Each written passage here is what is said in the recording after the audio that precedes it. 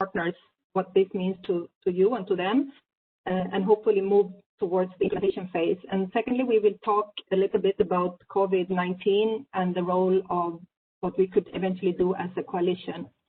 So I now would like to give the floor to our co-chairing country. First, let me introduce Cynthia Asare-Bediako. You see her here. She's the Chief Director of the Ministry of Environment, Science, Technology, Innovation, ST of Ghana. Cynthia, before assuming this position, was Chief Director of the Office of Ghana's Vice President since 2017. A career civil servant with more than 30 years of experience. She has also headed many important national committees. I'm very happy to have you with us today, Cynthia. And after you, we will hear from Ambassador Patricia Danzi. She's the Director General of the Swiss Agency for Development and Cooperation, SDC. She worked before in the International Committee of Red Cross, serving as a delegate in Balkans, Peru, the Democratic Republic of the Congo, and Angola. And her last position before her current job was as ICE, the International Red Cross Director for Africa, based in Geneva. So after this, our regular co-chairs, Janine from Switzerland and Peter Derry from Ghana, will lead us through today's meeting in their usual efficient ways. So Cynthia, over to you. Thank you.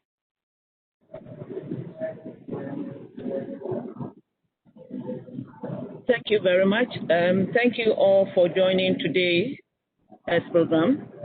It's been a long year of virtual meetings and discussions, but today we want to change the mood of these meetings and focus on a significant achievement for the Climate and Clean Air Coalition, that is the adoption of our 2030 strategy.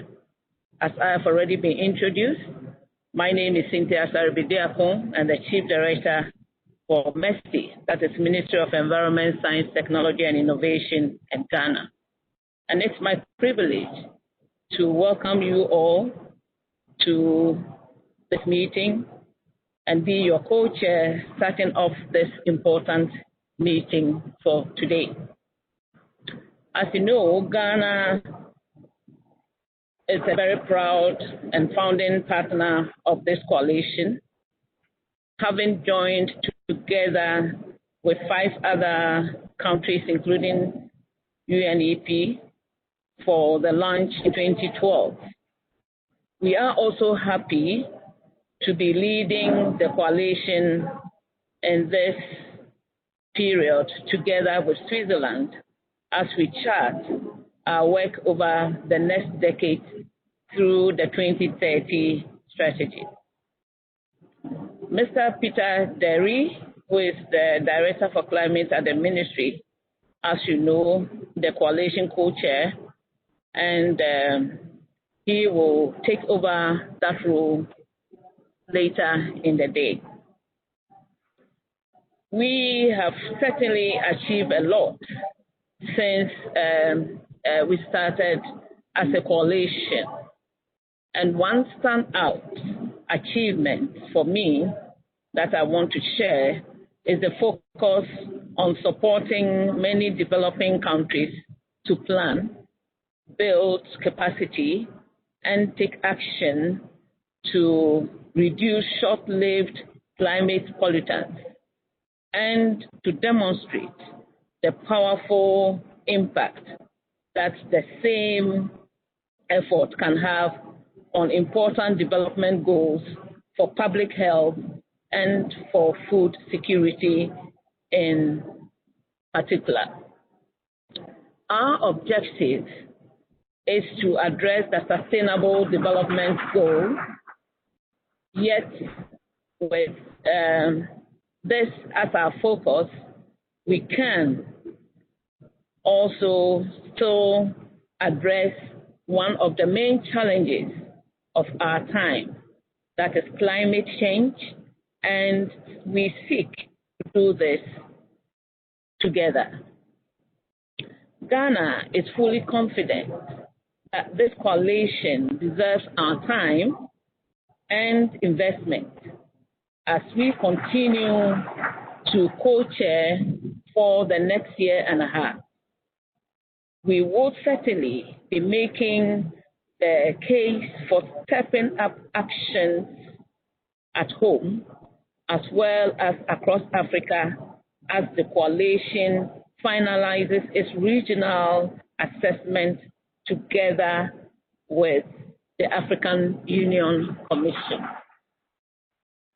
As we are co-chairing the coalition with Switzerland, I would want to share quickly some of the pioneering financing work we have been collaborating on.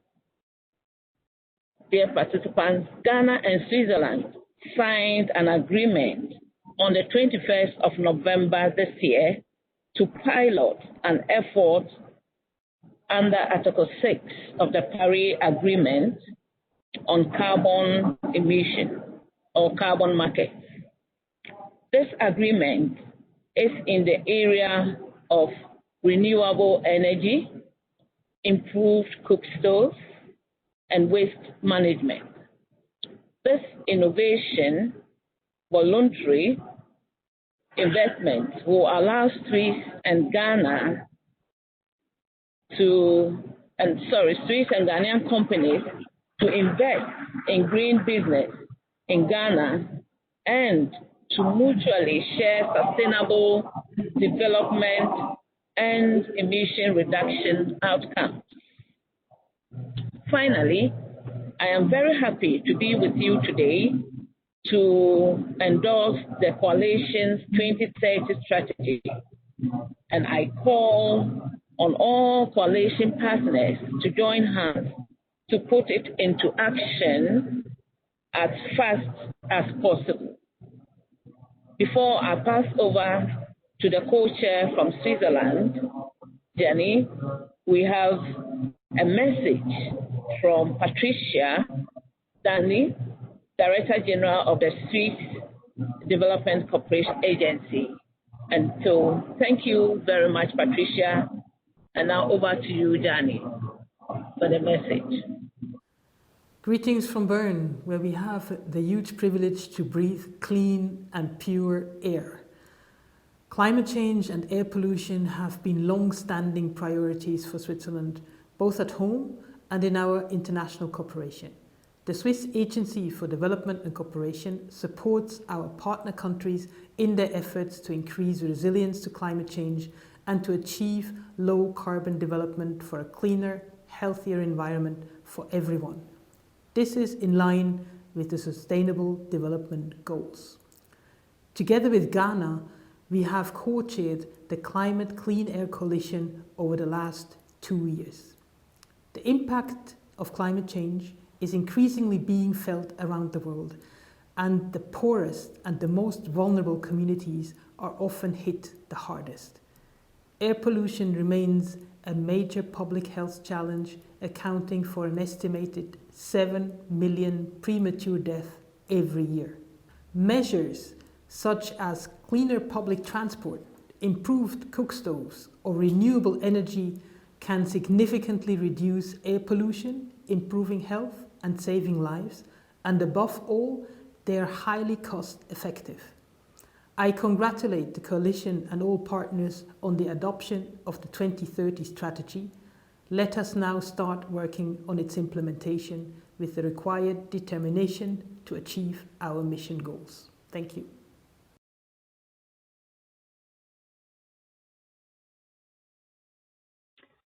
So thank you very much to Patricia Dancy, the Director General of the Swiss Agency for Development and Cooperation.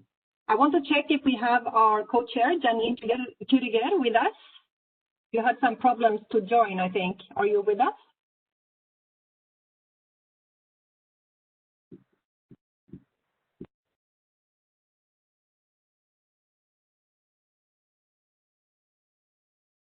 Hi, Janine. We can see you, but we don't hear you. Okay, can you hear me now? Perfectly well. Over to you. Thank you very much. So I'm sorry for, indeed I had some trouble, some technical problems, but I'm glad it worked out now. So also from my side, a warm welcome to this very important meeting today, to all of you. I'm very glad we have come to this point in the year. It has been a very intensive one, and I think today is really the moment to celebrate. So let me first thank Ghana, our co-chair, for the opening words. As I just mentioned, today marks a very important milestone. By adopting the 2030 strategy, we are reaffirming the coalition partners our commitment to improving air quality and reducing the rate of warming, and doing so in ways that at the same time improve public health, food security, livelihoods, and the protection of ecosystems. And as it says at the top of our 2030 strategy, we are meeting the moment. Recovering from a global pandemic is an unprecedented challenge, both economically and socially. But it is also an opportunity to build back better. Through the strategy, the coalition is embracing the building of a healthier, safer, and more prosperous world. As you will recall, our ministers and leaders adopted a 2030 vision at Coalition Assembly in September 2019, which took place in the margin of the UN Climate Action Summit in New York. That vision is for an atmosphere that enables people and the planet to thrive, a stabilized climate with warming limited to 1.5 degrees and drastically reduced air pollution. Since that meeting and throughout this year, working together using the myriad of virtual tools at our disposal, we have shaped the strategy to deliver this vision, bringing in the impetus for building back better. It is not as easy to do this virtually, as you have all been part of it, you know, but with extensive discussion and many drafts, I firmly believe we have delivered a powerful strategy, one that focuses on what our coalition has demonstrated that it excels at, and one that strengthens our partnership. A key element for me that we have built into the strategy are the three intersecting key dimensions. First, to drive an ambitious agenda. Second, to support national and transformative action. And third, to advance policy-relevant research and analysis to support required leadership and action. On behalf of the whole coalition, I would like to especially thank those in the strategy task team who have worked diligently throughout the year. They have, of course, been supported by our coalition secretariat team in the United Nations Environmental Programme. We will now have a short message from Joyce Misuya, UNEP's Deputy Executive Director. Joyce wanted to be here with us today, but unfortunately she is traveling. So can I ask the Secretary to please play the video? Thank you. Dear honored guests, esteemed colleagues, ladies and gentlemen, it is my great pleasure to warmly welcome you to the launch of the Climate and Clean Air Coalition's new 2030 strategy.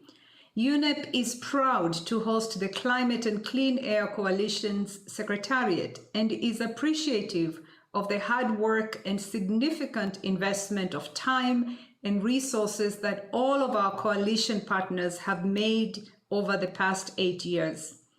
The climate crisis is one of the most complex emergencies humanity has ever faced.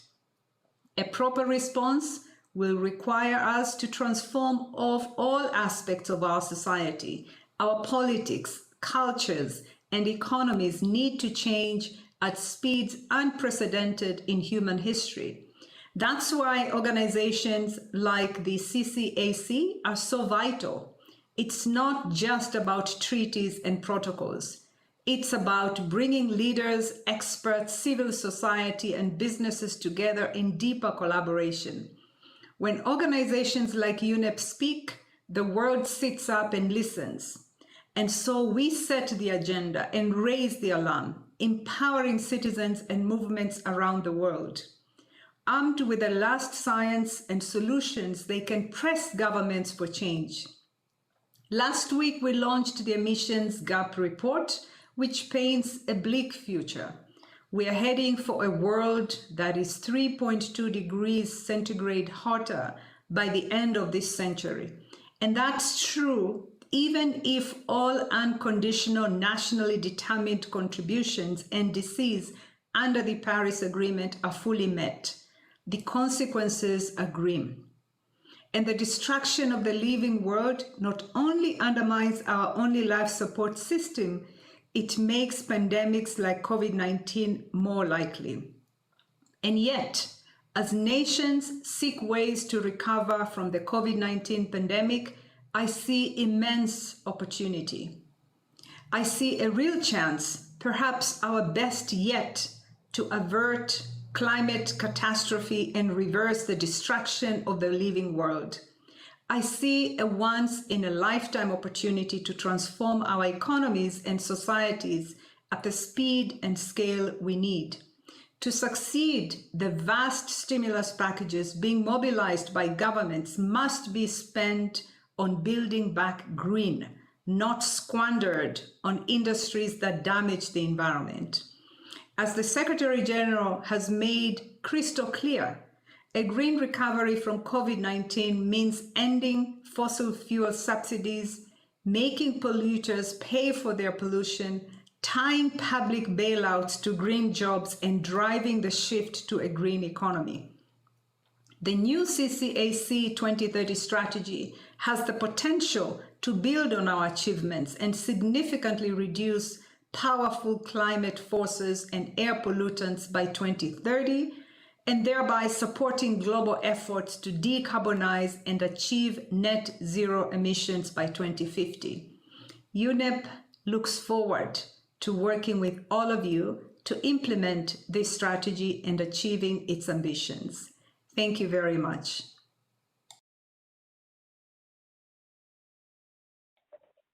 Thank you, Joyce, for your message. In a moment, I would like to turn over to Durwood Selker, President of the Institute for Governance and Sustainable Development, the IGSD. IGSD and Mr. Durwood have been strong supporters of the coalition since the beginning.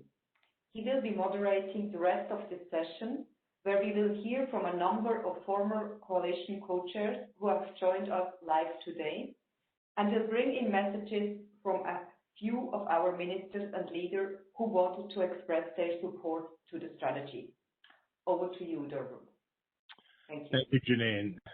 And very instructive to hear from Joyce as well, and the warning she's given us that we're on a disaster course, and it's so much in the hands of the CCAC to win the 2030 sprint as we march along toward decarbonization by 2050. So the partners, of course, are the driving force for achieving the coalition's vision. And if you haven't read the coalition's annual report, which was released just a few weeks ago, I strongly encourage you to take a look, because it sets out what so many other countries have already achieved since they joined the coalition. We want to showcase that, and that'll come up throughout the day's presentations. Now, today, right now, we have a terrific lineup of ministers with messages in support of the 2030 strategy. We also have several former co-chairs with us, and I remember these early rock and roll days, and we want to hear their reflections as well. This includes Alice Kaundia, Marcelo Mena, Annika Markovic, and Rita Cerruti. But before we ask them to give their reflections, we're going to hear from a couple of ministers who've sent us video messages. So we'll start with one from Finland, and if we could tee that up and start that would be terrific. We need ambitious action to mitigate climate change. At the same time, we need to continue to reduce harmful air pollutants. Mitigating the short-lived climate pollutants like black carbon and methane provide an opportunity to address these challenges together. Finland is committed to take action to move fast to lower our black carbon emissions and methane emissions. We have contributed financially to support international organizations in their work to catalyze concrete solutions to reduce emissions. Last year, we met in New York and accepted the vision to guide the work of the coalition towards 2030. Today, I'm pleased to see that a strategy has been published that will guide us towards that vision. I especially appreciate the action orientation of the strategy. Therefore, Finland is happy to endorse the Climate and Clean Air Coalition's 2030 strategy, and we look forward to continue to cooperate with all of you in this fine coalition. Thank you. Thank you very much from Finland. And now we will turn to the UAE for another short message. The economic slowdown caused by the pandemic has highlighted the need for environment-friendly practices that preserve natural resources, as well as for international collaboration in developing appropriate responses to climate change. Therefore, the United Arab Emirates is proud to be a member of the Climate and Clean Coalition to reduce short-lived climate pollutants. The country's COVID-19 recovery plan aims to drive sustainable development by encouraging investment in three main sectors: digital economy, food security, and green economy. In line with the Coalition 2030 strategy, we seek to cut down on air pollution through an enhanced zero flaring policy, quality fuels, innovative waste management, and state-of-the-art cooling methods. All right, terrific. I wish the folks had been here in person, but they haven't been. So could we now move to Rita from Canada, one of the earliest and strongest supporters of the CCAC, to give her reflections on where we are so far and where we've come. So Rita, are you with us? I am. Terrific. Can you hear me, Sherwood? Yes. You're a bit soft, but yes, we can hear you. All right. Okay, I will speak louder. There you go. Thank you very much. My name is Rita Cerruti. I was co-chair, I think, around 2016, 2017, more or less. And I'm not going to comment on, the importance or why it's important to reduce short-lived climate pollutants. I mean, Joyce has done so, and as members of the coalition, you all know this, and probably many of you are able to talk about it better than I. But I do want to share some reflections on the coalition. When I became chair in 2016, I remember someone asking me about what the CCAC should be focusing on, and over the coming 5 years. And I remember replying that, in my view, the CCAC should be focusing on making short-lived climate pollutants a policy priority, adopting and implementing policies and practices to reduce these quote-unquote super pollutants. And I said that if it was able to mainstream this thinking across the board and really be a catalyst in helping to reduce SLCPs, then, it would have been successful. And I also remember saying, and many didn't like this, but I also remember saying that if the coalition was successful at doing this, then we wouldn't need it anymore. The CCAC has always, was always meant to be a catalyst for ambitious action. And from what I see with the new 2030 strategy, it's going to continue to do so. That's its strength, and that's where it's excelled, and where there is room to do more. Is it a question of the more things change, the more things stay the same? I don't know, maybe, but I think we don't change what works, but we change what we can improve, and that's the whole point. Has the coalition been successful? I think the first part of this two-part answer that I'm going to give is yes. I think the coalition has delivered the message that short-lived climate pollutants should be a policy priority, and it has demonstrated concrete corresponding actions by its partners. I mean, case in point, we've heard from 2 ministers, and we'll be hearing from others later on about the importance of the reduction of these pollutants and taking action on both climate and clean air, because it makes sense, because we definitely need to continue to do so, and because it's efficient to do so. You'll also be hearing from Canada later on, and I just as an aside, we announced our new enhanced climate plan last Friday, and there are lots of short-lived climate pollutant-related activities in there. So, you know, has the CCAC been successful at putting the issue front and center? I'd say yes, but can the CCAC sort of now put its feet on the table, you know, sit back with a beer or a glass of wine and call it a day? Sadly, no. Not because it hasn't done what it set out to do, but because we're not finished. We're far from finished, and success is a process, right? It's important now more than ever not to rest on past successes, but to take what's been learned since 2012 to amplify it. So amplify the ambition, amplify the speed, amplify the scale, maybe even amplify the funding. Easy, right? Well, then, you know, while we're doing all that, why not just throw a pandemic into the mix and, you know, voila, those who love a challenge will have one. But joking aside, and I think despite the progress made, and for me, when I was co-chair, the work related to HFCs really stands out as a highlight, as does all the capacity support work, you know, in a number of areas with partners. I mean, countries now have short-lived climate pollutant plans. Some countries have introduced black carbon into their NDCs.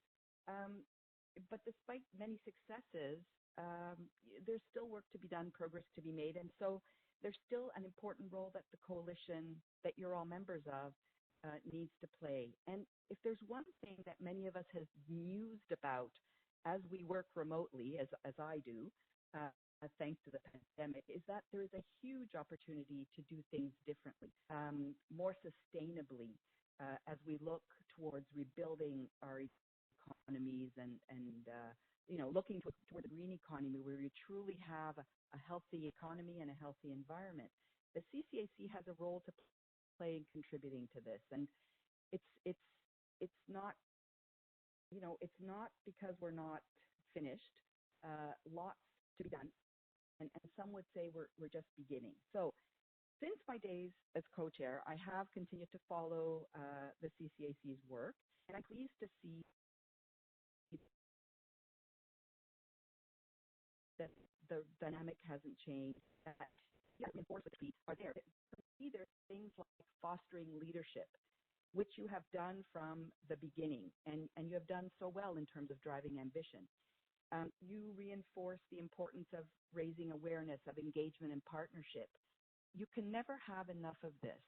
And by the way, I do note the new mechanism for hubs in the 2030 strategy. I think that's quite interesting. But I would also point to the continued importance of the strong foundation for you know, that science plays in this work and to support decision making. And you know, if I may raise awareness and engaging, you know, in the whole awareness raising and engagement area. It's important to do that with those outside of the CCAC circle. Preaching to the choir only gets you so far. So engaging others and keep on challenging each other within the CCAC, totally important. And finally, clearly investments to support transformative actions. I mean, you know, the contributions of members have been essential to support the concrete work among partners. So this coalition leads by doing, and as a past co-chair, I would say, you know, do continue to be catalysts for action, do continue to drive that ambitious agenda, do continue to influence policy. What will the next 5 years look like? I think it's up to you. It's up to us to decide. I, for one, am hopeful, and I know that the CCAC will continue to contribute to getting us to the future that we want. So I think I'll leave it at that. Thank you for the opportunity to offer these reflections.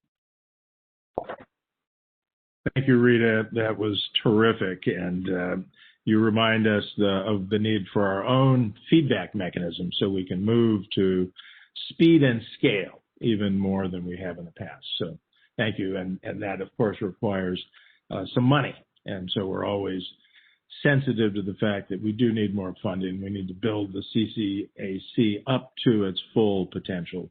Because what the CCAC does in the next 5 years, as you say, will perhaps determine the fate of the planet.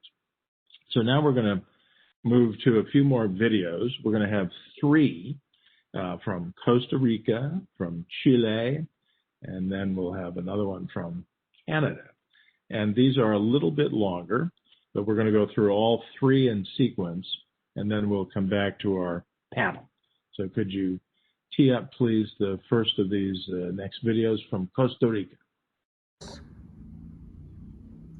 In 2017, Costa Rica joined a coalition as it recognizes the urgent need to mitigate the emissions of the short-lived climate pollutants worldwide. Indeed, these pollutants will soon represent half of the greenhouse gases emitted by anthropogenic activities and contribute to both climate change and air contamination, affecting life and human rights, especially for the most vulnerable populations. Costa Rica has already shown its commitment to mitigate such contaminants for decades, and more recently in its National Decarbonization Plan, promoting alternative HFC technologies and standards, reducing black carbon from heavy-duty diesel vehicles and engines, and mitigate short-lived climate pollutants from the municipal solid waste sector. That collaboration between CCAC and Costa Rica first supported the integration of black carbon into the GHG National Inventory. Currently, we are developing a strategy to incorporate SLCP's mitigation into ongoing policy and strategy development processes, including the review of the National Determined Contribution, or NDC, sectorial plans, and others. This project is led by the Climate Change Office of the Ministry of Environment and Energy as part of the Short-Lived Climate Pollutants National Planning and Action Support Initiative, or SNAP. These projects are aligned with the CCAC 2030 strategy as they drive and respond to scientific and political progress, considering the nexus of climate and air quality and identifying multiple benefits from the mitigation of short-lived climate pollutants. Considering the current health crisis, the response to COVID-19 has shown to reduce air pollution around the world, and exposure to air pollution can increase the severity of number of deaths caused by COVID-19. As the global lockdown in response to the coronavirus disease 2019 transformed the way we lived and worked, it presents a unique opportunity to build back better by addressing air pollution and climate change mitigation, emphasizing the importance of integrating mitigation of short-lived climate pollutants in post-COVID-19 recovery and financial plans.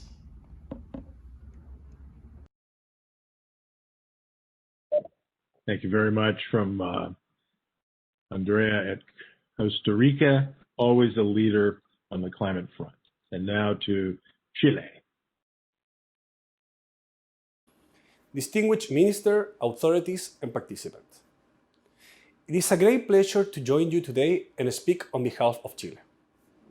I want to start by commending the Climate and Clean Air Coalition for this virtual event and congratulate you for the 2030 strategy. This is an important step and Chile endorsed it. As we know, a significant reduction of highly potent short-lived climate pollution is critical to promote climate ambition while also boosting economies and improving people's life quality.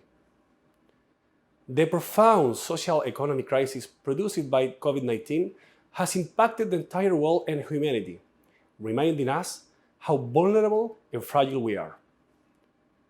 During this time, Chile has committed to the goal of carbon neutrality by 2050 with great conviction, as requested by the science and the Paris Agreement. In fact, we set this goal in our climate change bill that is under discussion in our Congress right now. Achieving this goal requires carrying out important changes in order to decouple the generation of emissions from our economic growth and strongly promote the transformation to a more sustainable and inclusive development. In April this year, Chile presented a significantly enhanced NDC that, in accordance with the Paris Agreement, aligns to Chile's long-term goals of carbon neutrality by 2050. Our new NDC represents a critical milestone on the road to net zero emissions, committing Chile to greenhouse gas emission peak no later than 2025 and an absolute carbon budget for a period of 2020-2030, and a series of other measures, spanning adoption and integrated action on oceans, forests, circular economy, finance, and nature-based solutions. Our new NDC recognizes that actions to mitigate short-lived climate pollutions also contribute to limit the global average temperature increase. Therefore, the work must be consistent with the greenhouse gas emission reduction efforts. In this context, we committed to reduce the total black carbon emission by at least 25% by 2030, with respect to 2016 levels. This commitment will be implemented primarily through national policies focused on air quality. Our update NDC is an intermediate goal for 2050 carbon neutrality. And we have good news. A World Bank study showed us that to research the carbon neutrality by 2050 allows to increase the GDP of our country in 4.4%, with an investment between $40 and $50 billion. Carbon neutrality generates direct generations and operation savings for our country that result in net economic benefits for Chile that exceeded $30 billion. But more importantly, these enormous economic benefits are multiplied by 5 if we consider the social benefits that the implementation of this measure has, especially the reduction of our emission of black carbon and particulate matter will allow us to achieve more discontaminated cities, with the consequent reduction of disease that affect to the population. All this leads to improve the equality of life families of our country. As we know, 2020 will be a year marked by COVID-19, but also by how governments and parties step up to take decisive climate action in these challenging circumstances and ensure that the reactivation of our economies is compatible with a zero carbon future. Chile is already working on a sustainable recovery based on the compromise set in our new NDC. We do have a big challenge in front of us, without a doubt. However, at the same time, we are conscious that we have a unique opportunity to use this crisis to accelerate our transformation to a more inclusive, cleaner, healthier, low carbon, and resilient economy for the world's future. Thank you. Thank you, Javier, from Chile. And I think it's very instructive for us to hear how far we've come. These presentations are so rich with their details. I love the 5x multiplier from including the social benefits of these actions. Very, very important to keep that in mind. So now we will travel north to Canada. Bonjour. C'est un plaisir pour moi de vous rejoindre par vidéo aujourd'hui. As Canada's ambassador for climate change, it was a pleasure for me to be with many of you in New York last year for the high-level assembly of the CCAC, where we adopted the CCAC Vision 2030. And we also agreed on the importance of a renewed mandate for the CCAC. So it's a great pleasure for me today to express to you Canada's support for the 2030 strategy, and to say that I'm proud of the work that we've done together with all of you, both state and non-state partners in the CCAC, to develop this strategy. The CCAC has an essential role to play in developing the policies and practices that can deliver substantial reductions of short-lived climate pollutants. And certainly, reducing short-lived climate pollutants is a critical part of addressing climate change and of achieving the goals of the Paris Agreement. We look forward to working together with all of you to implement this strategy going forward. I wish you all the best for the holidays. Merci beaucoup.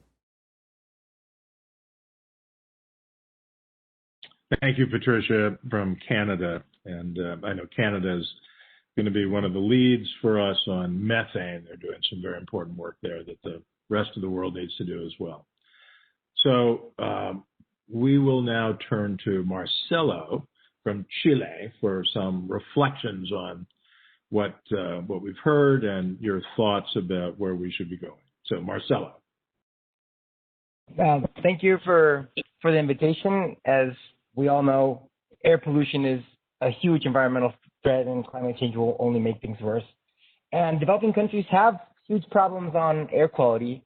And if for some reason you may not think this is true, it's because, clearly we are not measuring enough.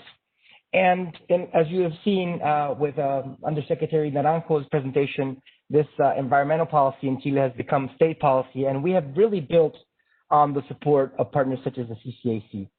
For example, in our first NDC 5 years ago during Paris, we committed to reduce black carbon, but we didn't set specific targets because we didn't have enough information on black carbon emissions and ways to mitigate.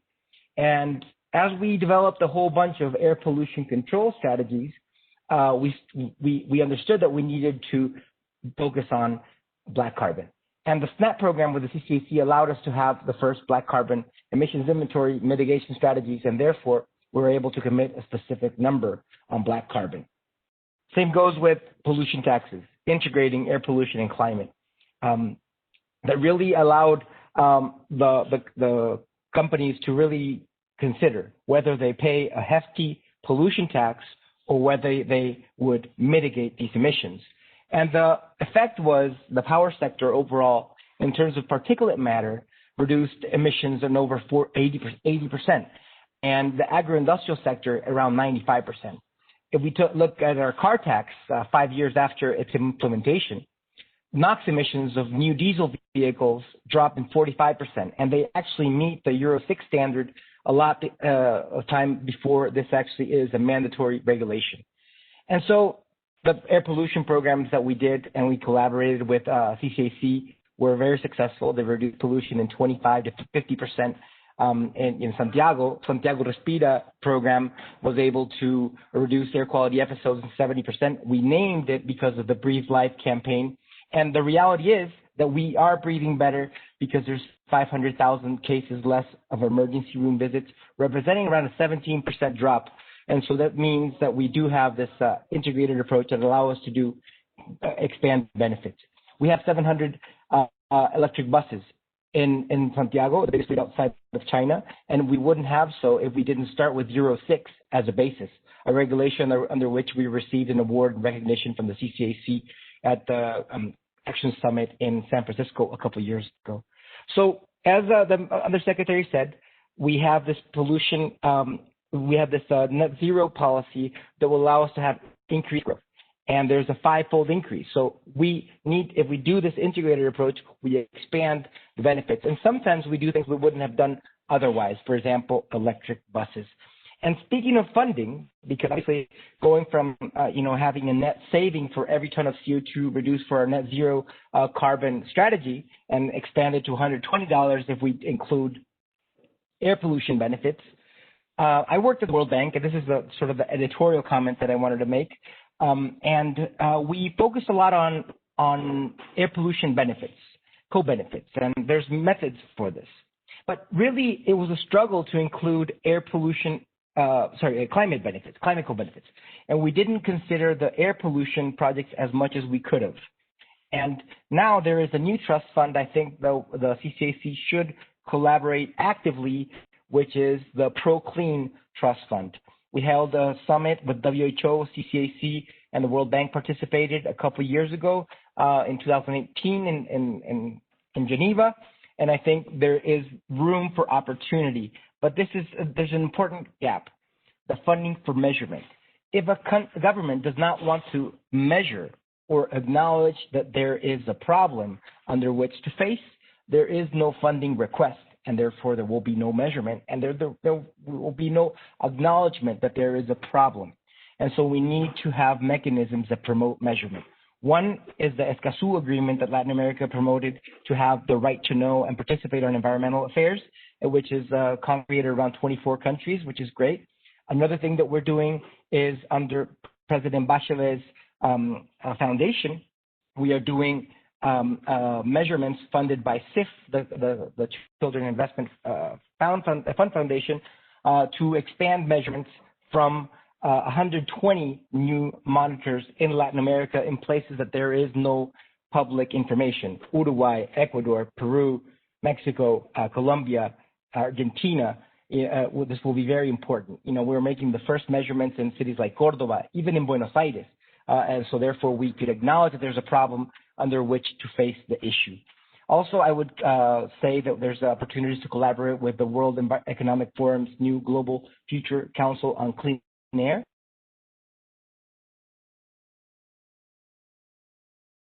And WHO. So I wanted to thank the CCAC for helping us reach what we've achieved. Our collaboration has been very fruitful, and the contributions to the political dialogue that the CCAC has established are unquestionable. 1.5 degree report wouldn't be what it is had not the CCAC contributed and had discussions with the IPCC.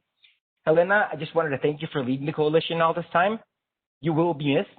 And also Ghana, Switzerland, for the leadership in this new 2030 strategy. I think it's a great new strategy.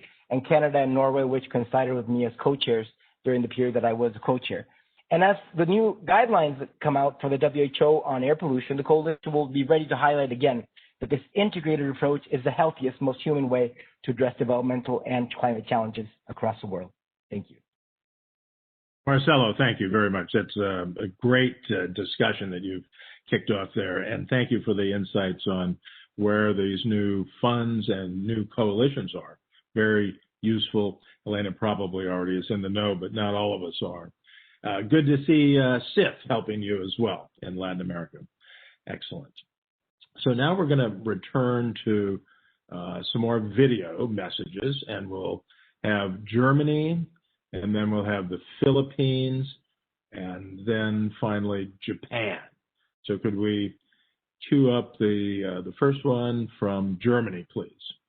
Dear ministers, dear members of the CCAC working groups, dear ladies and gentlemen, first of all, I would like to thank the Strategy Task Force for having developed this focused and forward-looking 2030 strategy. Germany fully supports this strategy as it is an important milestone on our way to integrated climate change and air pollution strategies.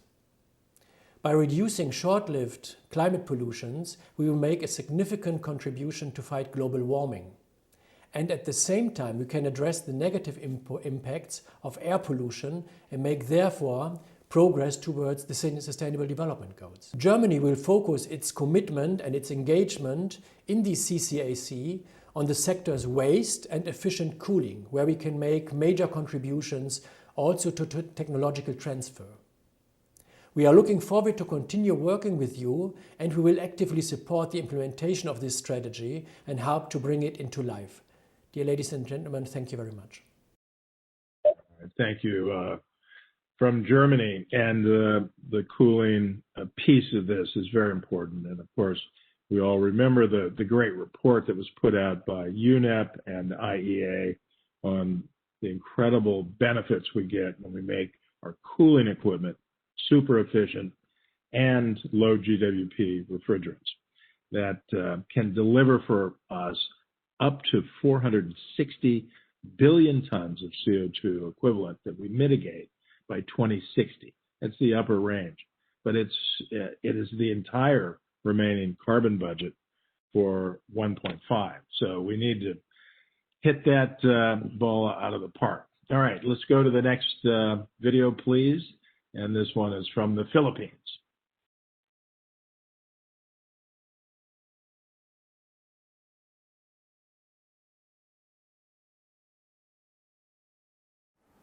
Excellencies, it is an honor for the Philippines to endorse the Coalition's 2030 strategy.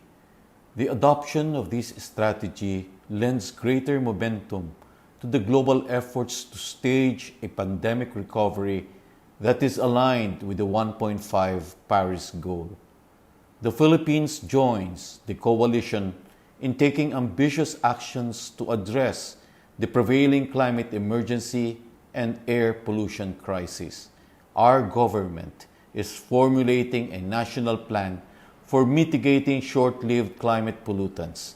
It outlines our country's strategic actions to reduce black carbon, methane, and hydrofluorocarbons. Thus far, many of our cities have joined the Breathe Life Network to model the way and to demonstrate the commitment to bringing air quality to safer levels by 2030. Moreover, we are working in the ASEAN community on mobilizing political and public understanding of the challenges concerning short-lived climate pollutants. On behalf of the Philippine government, I am pleased to convey our steadfast support to the mission and work of the coalition. Thank you and mabuhay.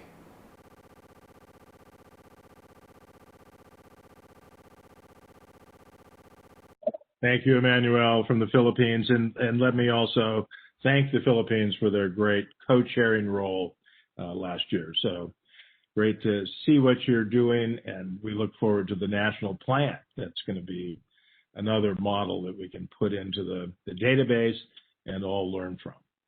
Now we're going to shift to Japan. So let's hear from Japan, and then we'll have some live interventions here.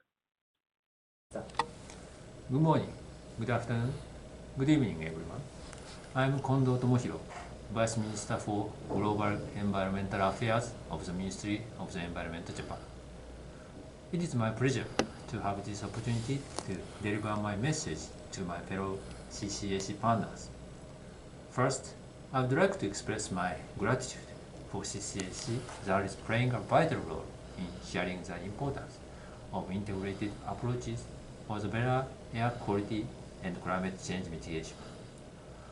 These approaches have been promoted by all the CCAC partners through various activities in the last 8 years, and that was firmly confirmed at the CCAC High-Level Assembly held in New York last September, where our Environmental Minister, Koizumi, attended. In this October, our new Prime Minister Suga declared that Japan will aim to reduce greenhouse gas emissions to net zero by 2050 to realize a decarbonized society. Japan will also contribute to reduce GHG emissions not only nationally but also globally by utilizing various international initiatives. Reducing emissions of SLCPs is essentially important to achieve the 1.5 degrees Celsius target of the Paris Agreement. This is why Japan endorses the Climate and Clean Air Coalition's 2030 strategy. We are glad to work with so many like-minded colleagues from all over the world. In the face of advancing climate change, the importance of the cooling sector has been increasing. Cooling plays various essential roles, such as avoiding heat stress, keeping food fresh and safe, and working productivity. Today, under the global pandemic, cooling becomes even more important than ever for the safe and stable logistics of vaccines. At this time, Japan is specifically focusing on the HFC sector, while fluorocarbons used as refrigerants provide such benefits. Some of them give a very strong greenhouse effect if they are not well managed and released to the atmosphere. To address this problem, Japan launched the initiative on fluorocarbons life cycle management, IFL in short, at the UNFCCC COP25 last year. Japan is going to promote countermeasures for HFC as one of the responsible partners of CCAC under the 2030 strategy. The world is now confronting both climate crisis and health crisis caused by air pollution along with COVID-19. I believe that CCA's activities are vital as a response to both crises, and the time to act is now. Dear fellow CCA partners, let us lead the world to drive emissions reduction together.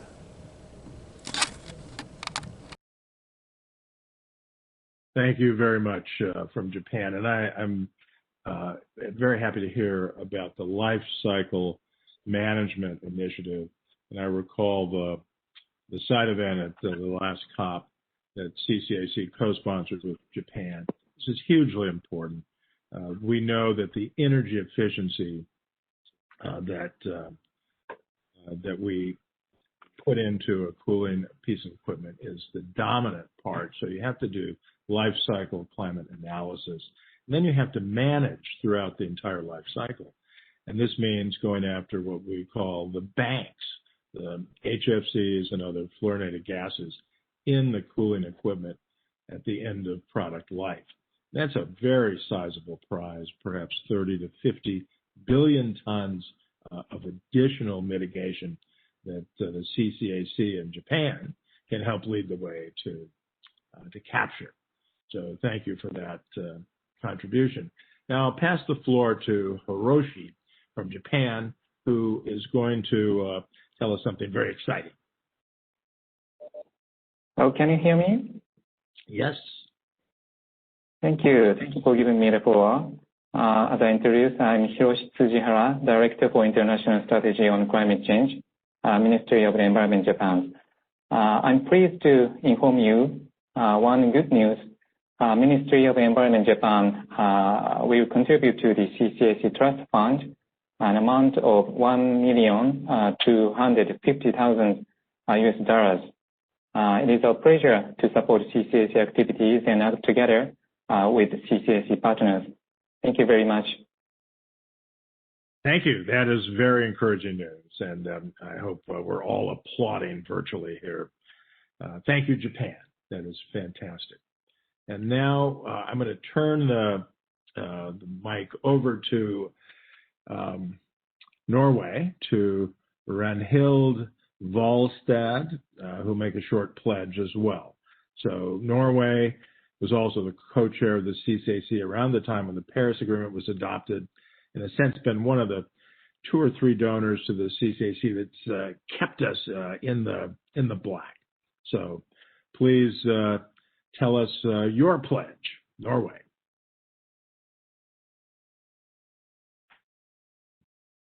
And let's see, are we getting this by live?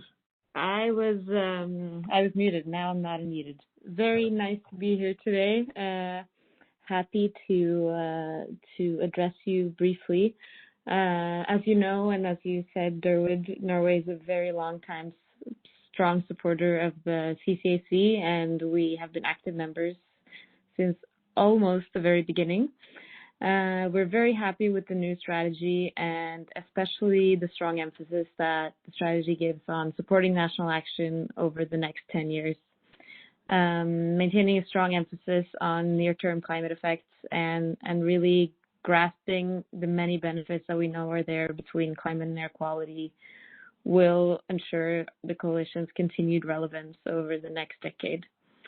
Norway is very happy to continue to financially support the CCAC as well, and will contribute 6 million Norwegian kroners in 2021.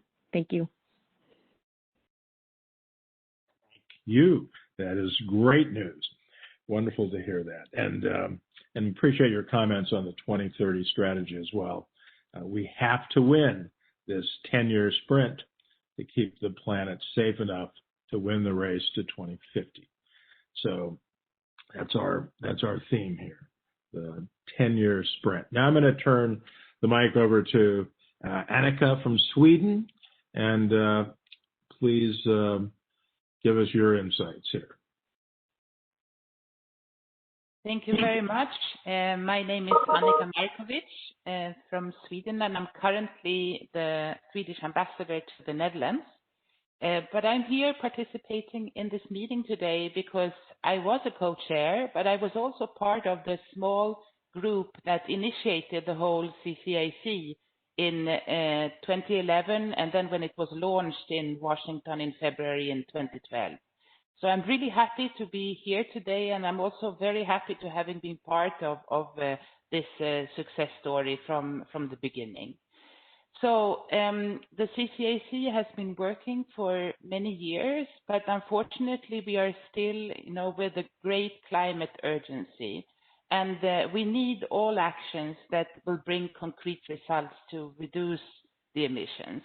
And CCAC was created with that in mind. I mean, it was created as a coalition of the working. And I think it came as a reflection after years and years of negotiations with the CCIC, and where there was no real concrete results. This was way before the Paris Agreement. And there were a group of ministers who really wanted to create this coalition of the working and to start to see concrete actions on the ground. But the success of the CCAC has also been in linking climate risks to other areas, such as health risks, and therefore creating a broader support within the countries who are partners to the coalition. The challenge for the future, I think it's still the scaling up. This has always been a challenge for the CCAC. I'm amazed with how many partners there are now. I think around 150, and that's just in a few years. But I think we still need to work harder to bring in more partners and to make sure that we create the opportunity for scaling up. The great work that is being done in the coalition work streams really give the opportunity to do that scaling up, but we are not yet there. I think the vision is going to play very well into those plans, and I wish you all the best for the future. It's a great coalition. I have been very proud to be part of the creation of it, and I'm super happy to see that it's still going strong and a lot of good work is being done. So kudos to you all, and thank you very much for inviting me for this brief intervention. Thank you, Annika. And I remember those early days. They were very exciting, and the mantra of the coalition of the working is one that has stuck for the entire time we've been in business, and it is a working group. So thank you for those reflections, and hope you're doing well solving the rest of climate change as well. Now we will go back to some video messages, and we'll start with Nigeria, and then we'll have Vietnam. So could we tee up the message, please, from Nigeria? Excellencies, ladies and gentlemen, I'm happy to speak today about Nigeria's concrete ambition to reduce short-lived climate pollutants as part of our domestic and international development and climate commitments. Nigeria has been a climate and clean air coalition partner since 2012. As a country with party agriculture-based economy, widespread food insecurity, and where the effects of climate change are already evident, reaping the multiple benefits of short-lived climate pollutant mitigation is critical. Nigeria is one of only 3 countries, while Chile and Mexico, which included black carbon in our first nationally determined contributions submitted in 2017. In 2019, the Federal Executive Council approved our National Action Plan to reduce SLCPs. The plan includes 22 priority measures across all major economic sectors and covering all relevant emissions. These measures will result in an 83% reduction in black carbon emissions, a 61% reduction in methane, and 13% reduction in carbon dioxide emissions by 2030. These measures will simultaneously reduce other air pollutants, including nitrogen oxides, particulate matter, and carbon dioxide, which means they could reduce air pollution exposure by 22% by 2030. This would not only have a meaningful benefit on public health, saving an estimated 7,000 people from premature death due to air pollution by the year 2030. It would also increase our crop production, vital for the 3 million Nigerians whom are currently facing food shortages. In 2019, we also joined the Global Methane Alliance, committing to absolute methane reduction targets of at least 45% by 2024 and 60 to 75% by 2030. We are working closely with the Climate and Clean Air Coalition to ensure that we meet these commitments. We have developed a national cooling plan with the support of UNIDO and funding from Kigali Cooling Efficiency, the CCAC. In a bid to enhance ambition of our NDCs, Nigeria has integrated SLCPs into the revision of its NDC, capturing black carbon, methane, and HFC's program.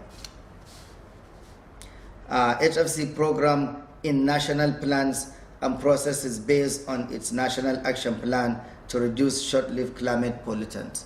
Thank you. Thank you, Nigeria. And the discussion on your plan about the relationship with food shortages and the importance of crop protection from reducing the short-lived climate pollutants is well received. Thank you. And now we will move to Vietnam to hear another message. Would you tee that up, please? Hi, everyone. Reducing short-lived climate pollutants such as black carbon, methane, tropospheric ozone, and hydrofluorocarbon are important because they account for 40 to 45% of global warming today. Unlike carbon dioxide, short-lived climate pollutants have a short-term atmospheric lifetime but have high global warming potential. In Vietnam, agricultural sector accounted for 31.6% of total country emission, equivalent to 89.8 million tons of CO2 equivalent in 2014. Greenhouse gas emissions in agriculture sector are mainly in the form of short-lived climate pollutant like methane, nitrous oxide. For the Ministry of Agriculture and Rural Development of Vietnam, we are focusing on paddy rice cultivation and livestock production for short-lived climate pollutant reduction. At present, we are developing the Ministry Action Plan in response to climate change in the period 2021-2030 and Vision to 2050. We will integrate the short-lived climate pollutant into this action plan. This is why the Ministry of Agriculture and Rural Development of Vietnam endorsed the Climate and Clean Air Coalition 2030 strategy in reducing short-lived climate pollutants. Thank you very much for your attention. Thank you very much, Vietnam. And again, we're hearing about the important relationship between the short-lived pollutants and food security. It's also instructive, as we just heard, to remember that the short-lived climate pollutants are responsible for almost half of climate forcing. And the unique feature, I think we all know, is that when you reduce the short-lived climate pollutants, you get incredibly fast avoided warming. That's not true of the other half of our climate challenge. That takes longer when you're reducing fossil fuel emissions. So we have, as we've heard, the need to go even faster and at even higher scale to capture that nearly 50% of the climate problem. So now I'm going to turn the mic over to Alice from Kenya. And Alice, perhaps you can pick up on the discussion on food security related to the elements of the Africa assessment, your partnership with the Africa Union Commission, and how we can ensure that all of the continent of Africa is involved in our CCAC work. Over to you, Alice.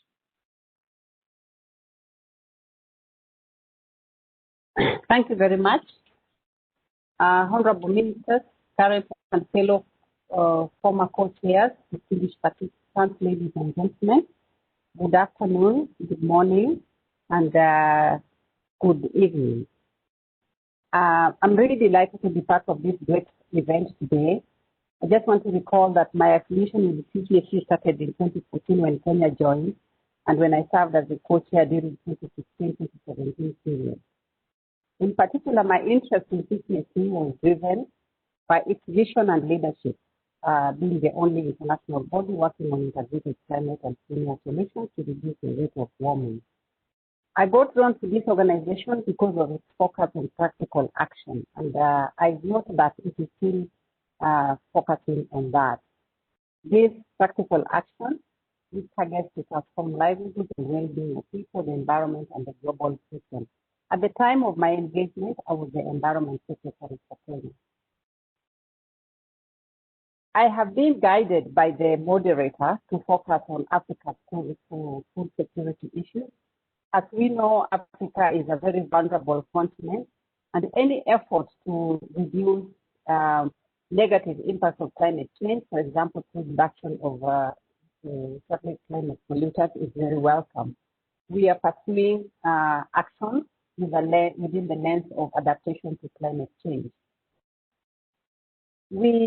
I have read and reviewed the new strategy for the coalition, which has been developed through a detailed inclusive process involving state, non-state partners, and actors of the coalition. The proposed new approach of creating hard for practical action founded on pillars grounded on ambitious targets, action-driven agenda that is supported by analytical scientific evidence is what the world needs now in light of risks and uncertainties presented by challenges caused by the emergence of COVID-19. Indeed, the partnership with the African Union Commission, which is supporting the ongoing integrated assessment on air pollution and climate change in Africa, as it is financed by CCAC, and pursued as part of Africa's Ministerial Conference on Environment Decision 17.2 of 2019, is expected to recommend practical potential solutions that will enable African countries to take ambitious actions to reduce SLCCs for multiple benefits on health, particularly COVID-19, improve well-being of people, climate change, and Agenda 2030 Sustainable Development Goals. I personally, as a former co-chair of CCAC, I have withheld that commitment that I continue to lobby and influence these regional bodies like African Union Commission, the African Ministerial Conference on Environment, our regional economic development commissions, to engage with the CCAC so that we can intensify Africa's engagement with this important organization. And therefore, as a former co-chair who is still active in the field of climate change and clean air programs during my retirement, I will continue to focus on supporting and promoting reducing of indoor air pollution in particular. Why do I focus on this? It's so important for the life of women and children in Africa who are disproportionately exposed to indoor air pollution as we continue. Most of Africa, over 80% of households still continue to depend on solid fuels and poor quality cookstoves. We want to promote clean air solutions, and I'm glad that within the 2030 strategy, the CCAC has clearly focused on this aspect in its vision and mission. I take this opportunity to thank the collegial leadership of the coalition under Helena and her team that has made this coalition a global success from bottom up. That is very key. Taking action by understanding the real problems on the ground at the subnational level is very, very important. I recognize that the co-chairing model of the CCAC has established a deep north-south as well as south-south partnership that continue to propel the work of the coalition inclusively. Indeed, the new concept of the 10-year sprint is very good because it will give us the push to know that fast action, time is of essence as we move forward. I wish the coalition an even more successful decade as we move on. Together, we shall build back better. Happy holiday wishes to all of you. Thank you. Thank you, Alice. We miss you, and we miss all of the former co-chairs. And you're absolutely right that the co-chair model has built very strong north-south partnerships. And we have a deep bench because we have people who've graduated from the co-chairing role back to their other responsibilities. And that has allowed the message of the CCAC to spread even faster. Not fast enough yet, but faster. So it was great to hear from this group. And now we're going to turn to an old and a new concept here, the United States. One of the founding partners back in 2011, 2012, Hillary Clinton was the Secretary of State for the U.S. And now with the new election and with Joe Biden and Kamala Harris coming in to the United States with the new administration, we are very excited to think of the renewed climate policy from the U.S. and the renewed participation in the CCAC. We have Rick Duke to speak with us next, a key player from the Obama-Biden White House in the past, and someone who can give us some thoughts, unofficial, but some thoughts about what we might look forward to with this new administration. So, Rick, thank you for joining us, and I'll turn it over to you.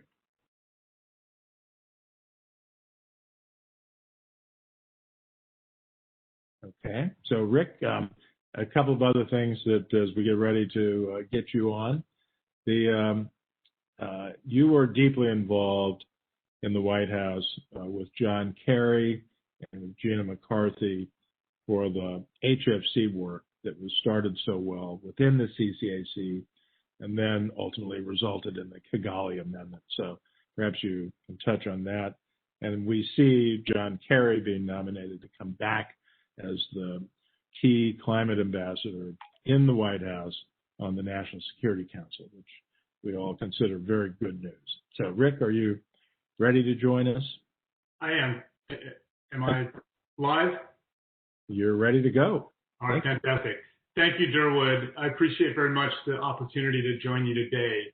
It's a real honor to speak with the whole community of CCAC, given that you have done so much to underscore that we need to simultaneously drive down CO2 emissions and short-lived climate pollutants. With short-lived climate pollutants contributing as much to global warming in 2030 as CO2, there's no time to waste on doing both of these things at the same time.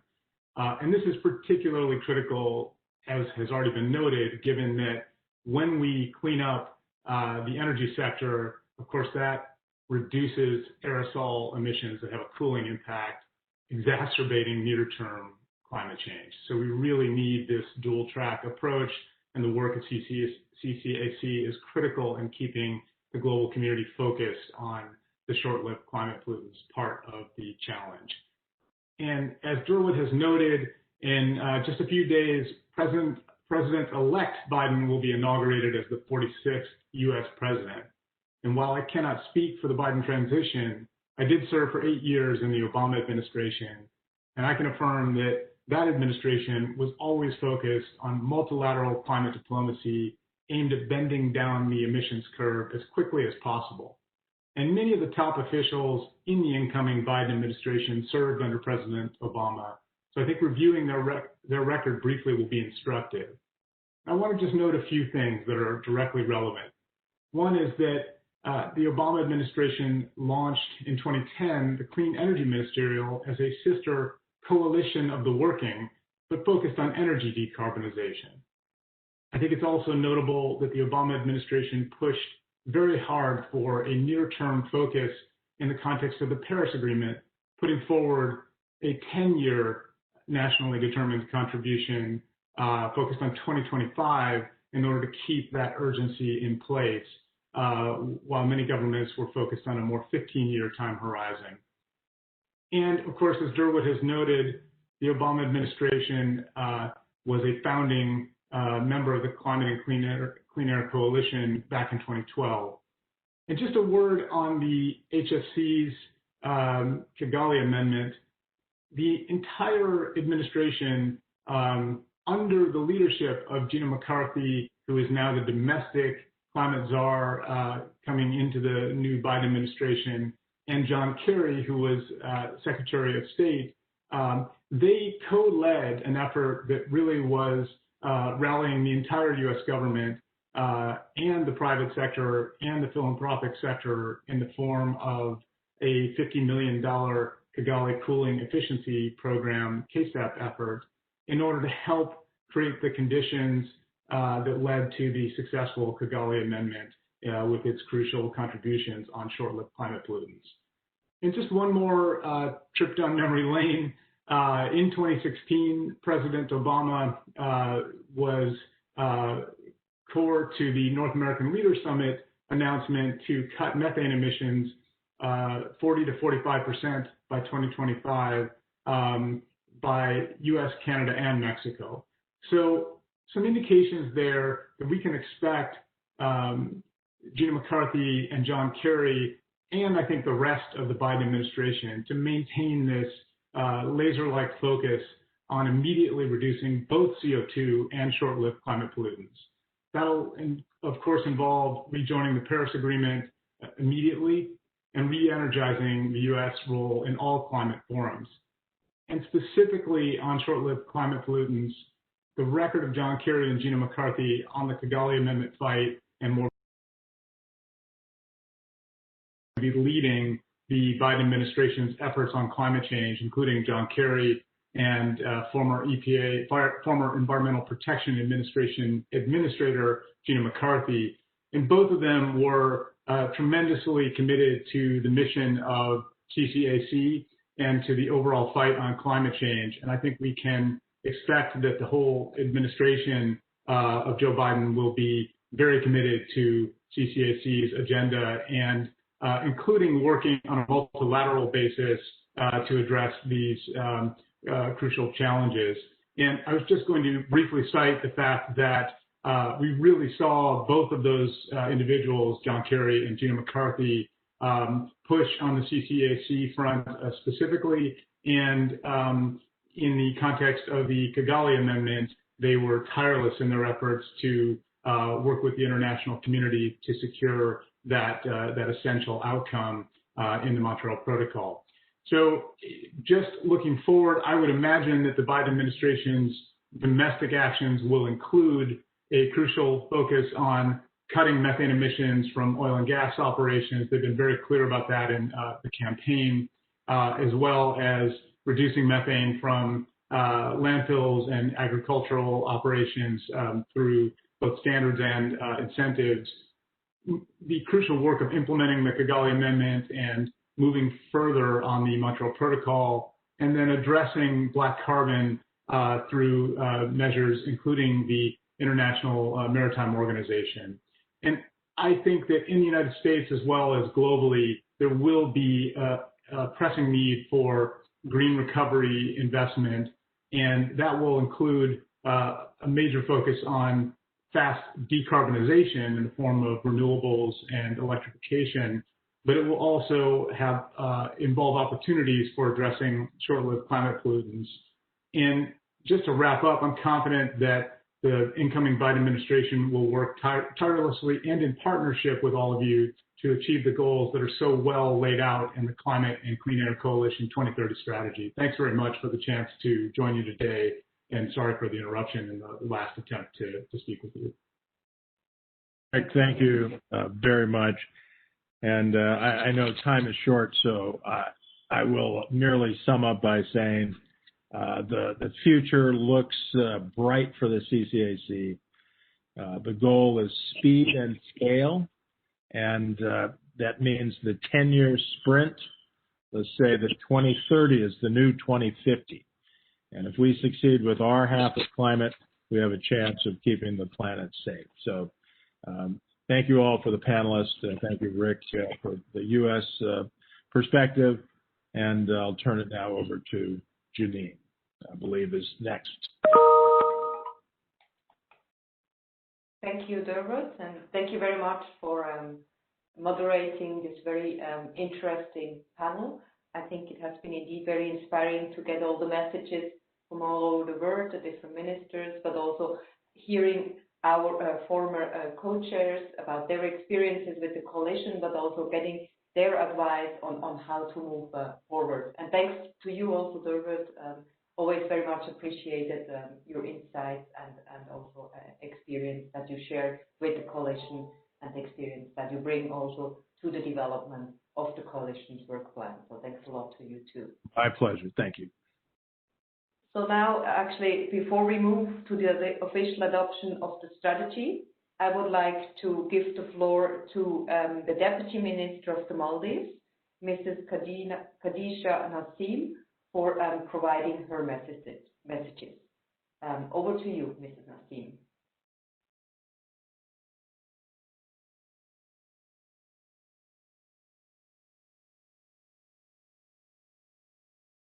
Mrs. Nassim, are you there? Can you hear me? Yes, now I can hear you. Thank you. Over to you. Thank you so much. Thank you, Co-Chair. Maldives wishes to thank and congratulate the Secretary, the Steering Committee and Strategy Task Team in preparing the 2030 strategy. As a small island developing state, we remain concerned of the impacts of short-lived climate pollutants on the global climate, and Maldives is firmly committed in bringing about low-emission transport and energy systems and aims to find greener development pathways, even within its national COVID recovery and resilience plan of 2020-2022. This is a critical time, in a time that we must remain steadfast in our commitments. The pandemic has clearly demonstrated to us the precarious state of our progress in tackling climate change efforts.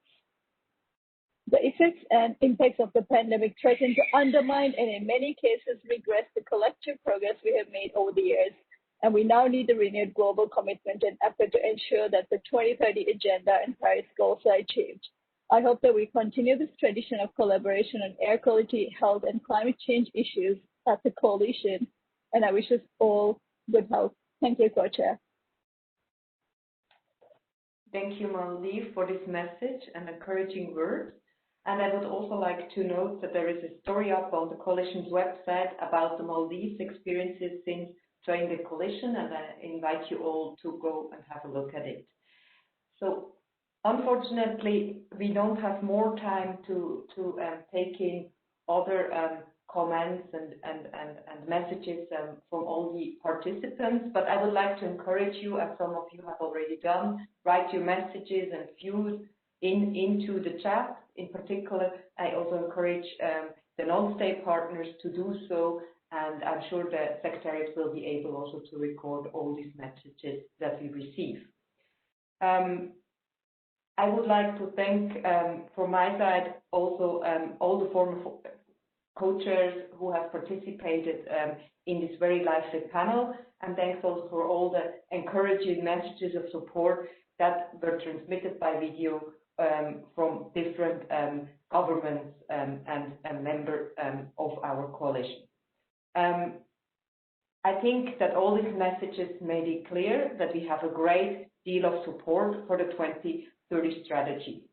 So on this basis, I therefore would like to record the adoption of the strategy. I ask my fellow panelists and all partners and guests connected today to join me in a short round of applause, and feel free to use the chat and emoticons in the WebEx. So please, all a short applause to all of you and others who have contributed to this strategy. Thank you very much.